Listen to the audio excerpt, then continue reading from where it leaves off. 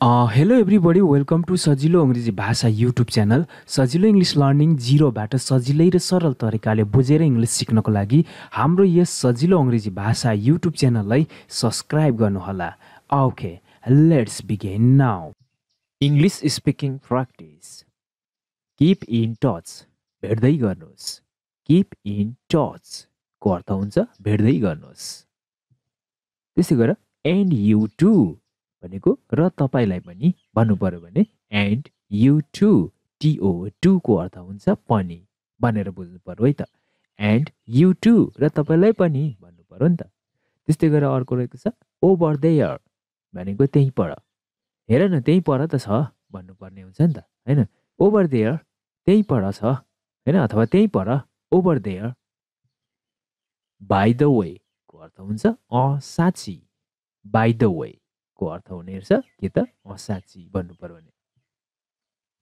Keep on visiting आउँदै गर्नुहोस् भन्नु पर्यो भने keep on visiting keep on visiting get back फर्केर आउनु भन्नु पर्यो भने हामीले गेट ब्याक फर्केर आउनु गेट ब्याक ट्याक इट इजी चिन्ता नगर्नुहोस् ट्याक इट इजी चिन्ता नगर्नुहोस् भन्नु पर्यो भने take it easy he is sick ऊ बिरामी छ भन्नु पर्यो भने he is sick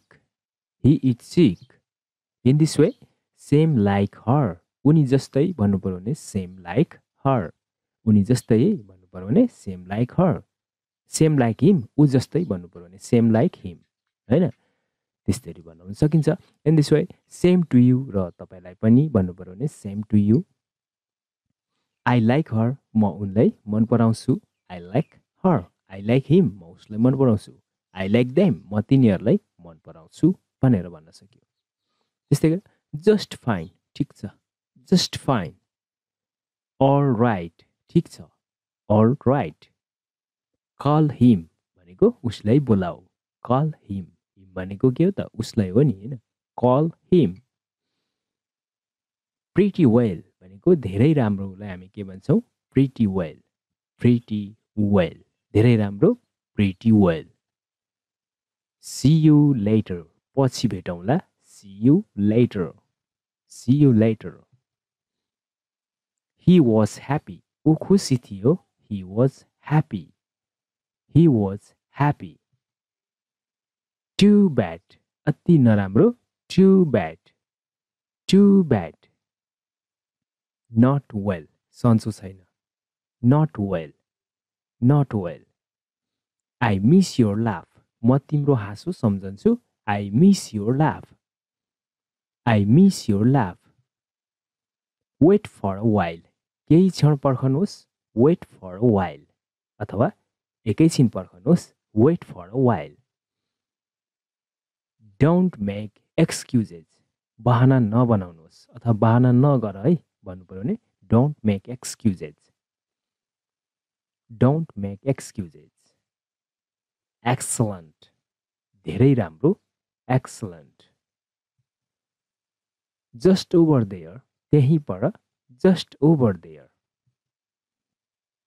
glad to hear that यस्तो सुन्दा खुसी लाग्यो glad to hear that shut the door ढोका बन्द गर सुट द डुअर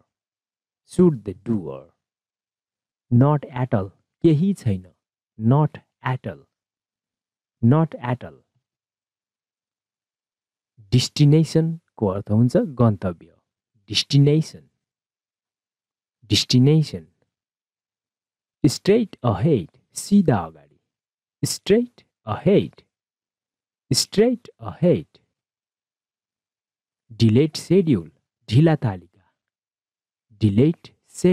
डिले भनेको के हो ढिलो हुनुलाई डिले सेड्युल भनेको चाहिँ तालिका टर्न राइट बायाँ मोडिनु turn right I am really sorry म दुखी छु I am really sorry I need it यो मलाई चाहिन्छ I need it I got it. मैले बुझे. I got it. I got it. Here you are. लिनुहोस्. Here you are. Here you are. Never mind. भइगो. Never mind. Never mind. Just a little. अलिकति मात्र. Just a little. Just a little. It's enough. पुग्यो. It's enough. Passed away. स्वर्गवास भएकोलाई हामी के भन्छौँ? Passed away. Passed away. These days. हिजो आज. These days. These days. At last. अन्तमा. At last. At last.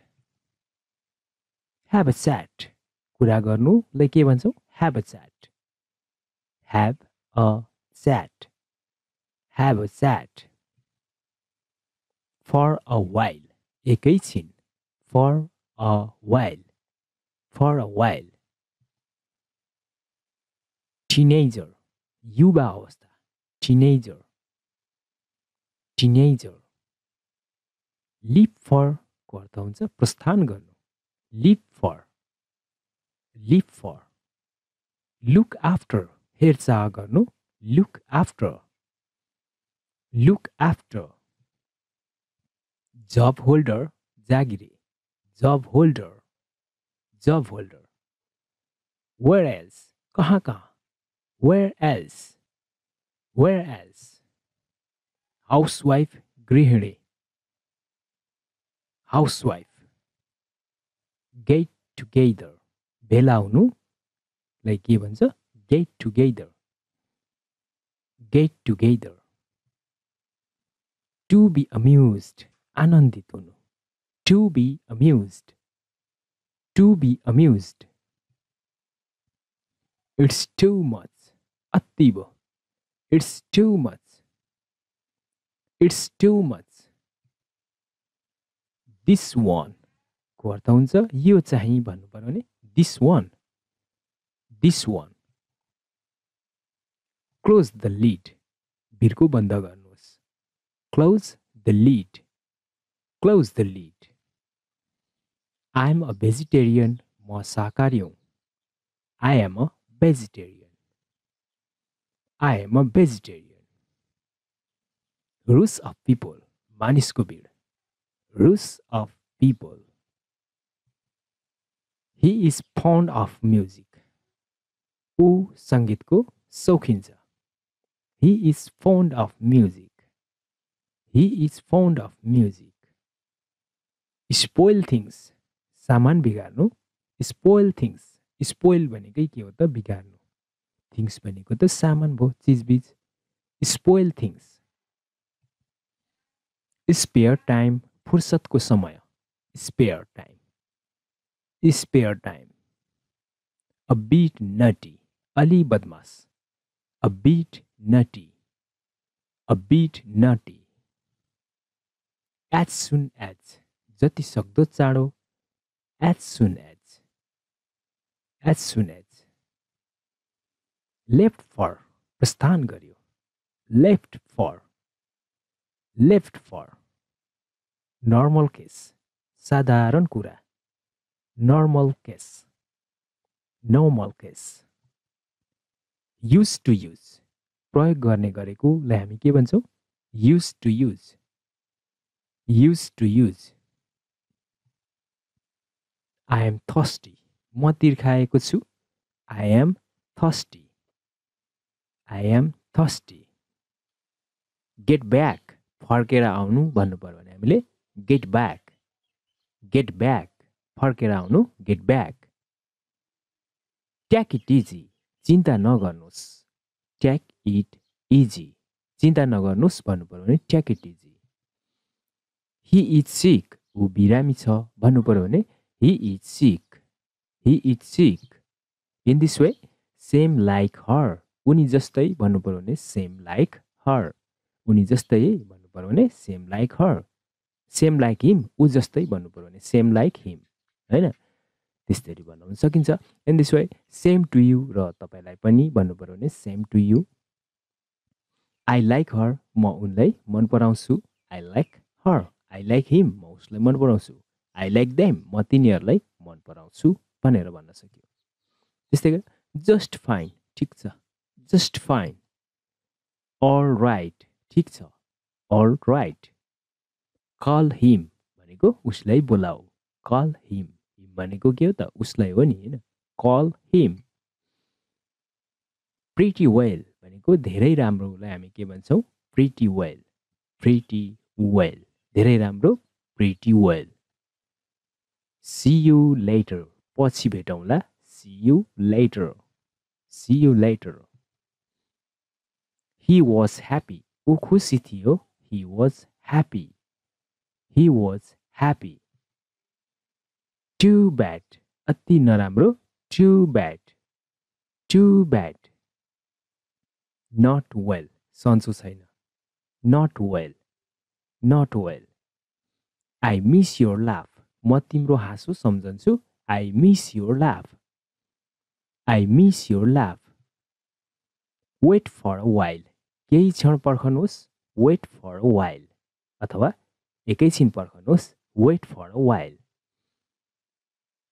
Don't make excuses बहाना नबनाउनुहोस् अथवा बहाना नगर है भन्नु पर्यो भने डोन्ट मेक एक्सक्युजेस एक्सलेन्ट धेरै राम्रो एक्सलेन्ट जस्ट ओभर देयर त्यही पर just over there glad to hear that यस्तो सुन्दा खुसी लाग्यो glad to hear that shut the door ढोका बन्द गर shut the door not at all केही छैन नट एटल डेस्टिनेसनको अर्थ हुन्छ गन्तव्य